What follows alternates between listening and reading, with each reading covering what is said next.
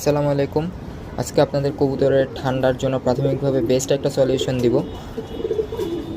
তো একটা ওষুধ ব্যবহার করতেছি, সকলেই চিনেন, একদম পরিচিত একটা ওষুধ, নাম হচ্ছে অ্যাডোভাস সিরাপ। এটা কতটুকু পরিমাণে কিভাবে খাওয়াতে হয় সেটা দেখাবো।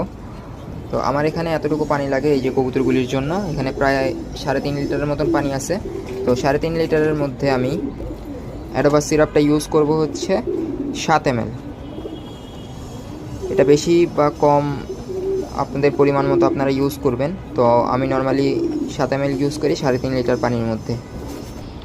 আমি সিরিঞ্জের মাধ্যমে এখানে 7 ml ওষুধ নিয়ে নিছি। আর এই ওষুধটা হচ্ছে আপনারা যদি একটা সিঙ্গেল কবুতরকে খাওয়াতে চান তাহলে প্রতি পিস সিঙ্গেল কবুতরের জন্য 1 ml করে ওষুধ আর কি প্রযোজ্য।